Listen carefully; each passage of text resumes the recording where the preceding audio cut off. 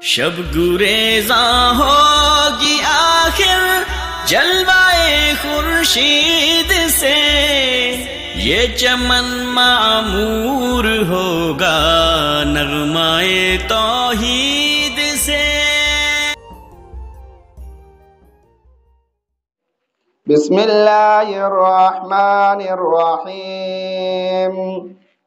इज़ा जाअ नस्रुल्लाहि वल फतह वरअयतन नास यदखुलूना फी दीनिल्लाहि अफ़वाजा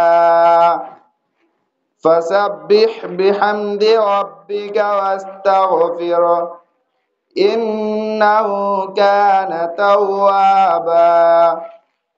बिस्मिल्लाहिर्रहमानिर्रहीम।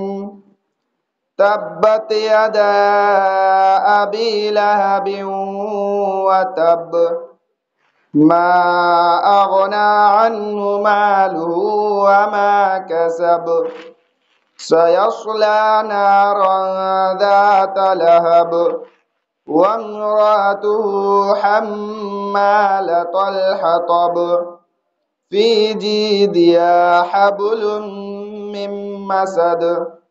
बिस्मिल्लाहिर्रहमानिर्रहीम।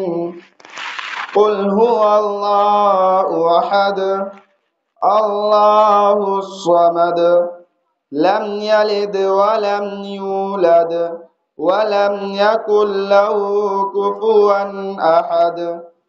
बिस्मिल्लाहिर्रहमानिर्रहीम। कुल अऊज़ु बिरब्बिल फलक मिन शर्रि मा खलक व मिन शर्रि गासिकिन इज़ा वक़ब व मिन शर्रि नफ़्फ़ाताति फिल उक़द व मिन शर्रि हासिदिन इज़ा हसद। बिस्मिल्लाहिर्रहमानिर्रहीम।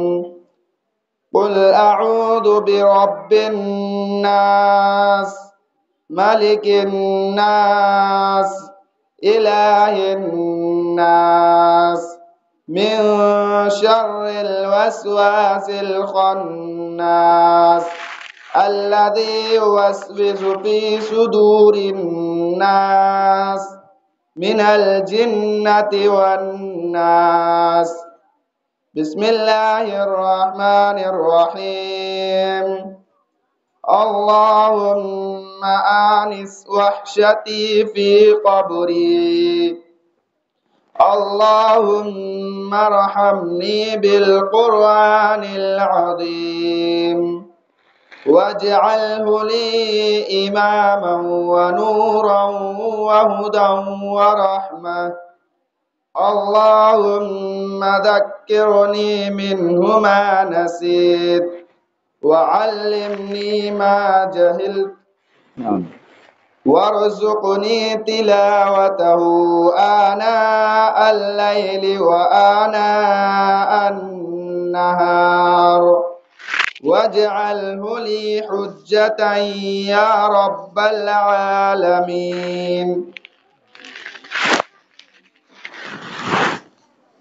माशाअल्लाह, ये उमूमन इदारों में, हिफ्ज़ के शोबों में जब कुरान मुक़द्दस की तकमील होती है तो इस तरीक़े से बच्चों को आपके रूबरू लाया जाता है। ये न सुन्नत है, न वाजिब है, न फ़र्ज़ है, न इसका ताल्लुक़ ज़रूरियात से है। एक रस्म बनाई गई है, उस हिसाब से इदारा वाले चलते हैं।